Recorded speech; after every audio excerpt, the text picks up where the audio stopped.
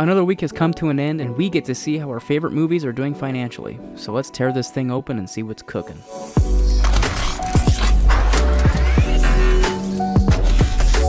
Important thing to remember, this weekend is Memorial Day weekend, so the box office actuals have yet to come out. I will not be including the Memorial Day take, just the weekend, because that's how it's easily comparable to the rest of the weekends. However, those Memorial Day grosses will be included in the overall grosses. For our domestic box office top 5 this weekend, opening at number 1, The Little Mermaid having grossed a solid $95.5 million. However, that is coming a little on the low end of last week's projections of $90 to $112 million. It's a bit unfortunate that it opened less than $100 million, so a little bit of an underperformance there, but nothing we haven't seen before. In fact, it's quickly becoming a trend with these blockbusters. In the number 2 spot, Fast X with a $23.02 million second weekend. That's a hefty drop of 65.7%, and not something Universal is going to want to see with their flagship franchise. Although globally, Fast X is telling a different story, and we'll get into that in a minute. In the number 3 spot, Guardians of the Galaxy Volume 3 with an awesome 19.95 fourth weekend and only a 38.4% drop since last week. Number 4, still killing it, is the Super Mario Bros. Movie with another $6.27 million 8th weekend, having only a 34.7% drop. Opening at number 5 is The Machine with only $4.9 million in its domestic debut. This is an R-rated comedy, so that's not too surprising. For our worldwide blockbuster performance, so far this week, The Little Mermaid has grossed a somewhat soft $185.8 million.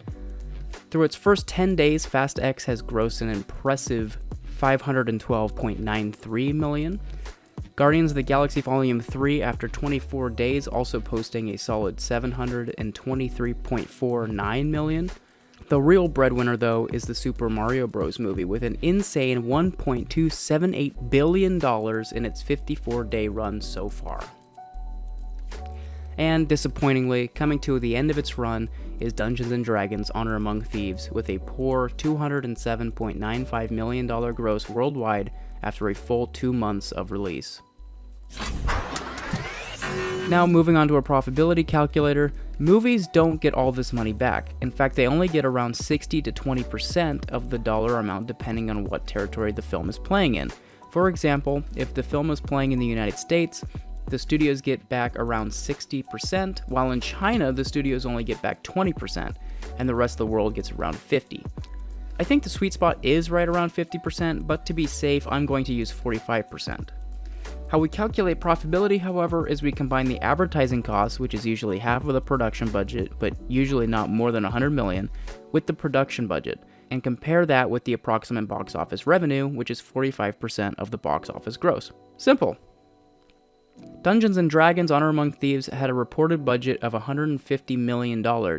As for marketing, it's hard to find a definitive number on this, so we'll go with $75 million because it's half of the production budget. That brings our break-even point to $225 million as worst case scenario. The box office gross was $207.95 million worldwide, which means their actual worldwide revenue was only $93.58 million with these estimates.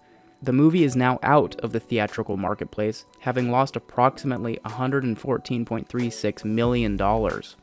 Thankfully, digital and Blu-ray releases are separate markets, so hopefully they can put a dent in that number moving forwards, but it looks like Dungeons & Dragons will be a loss for the studio. The Super Mario Bros. Movie, on the other hand, is a totally different story. Having a reported production budget of $100 million and a $50 million in marketing, the estimated cost of the movie is around $150 million. The worldwide gross so far is $1.278 billion, bringing its revenue somewhere around $575.10 million. Against a $150 million cost, the movie has made around $425.10 million in profits theatrically alone for Universal Studios. I believe this will be the biggest winner of the year. As for Guardians of the Galaxy Volume 3, the production budget was $250 million and a reported marketing spend of around $100 million, costing a whopping $350 million. Worldwide, the film has grossed $723.49 million, bringing the approximate revenue of $325.57 million.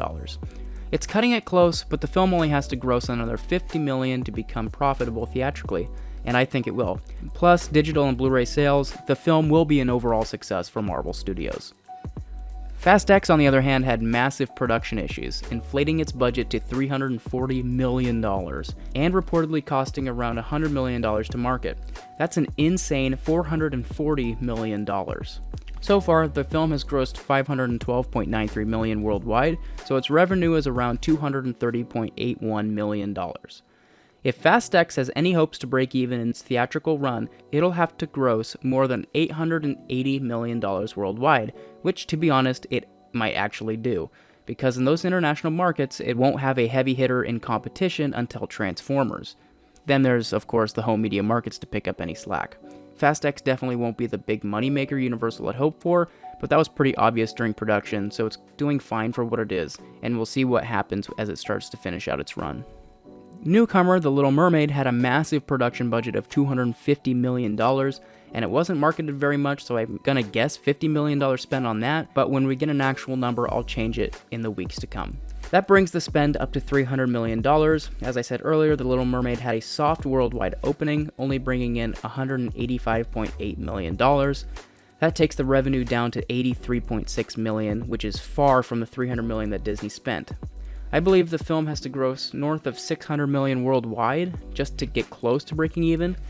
Granted, this is only the first week of release, but if the soft international numbers continue, and I believe they will, it's going to be really, really close, especially with a crowded marketplace in the weeks to come.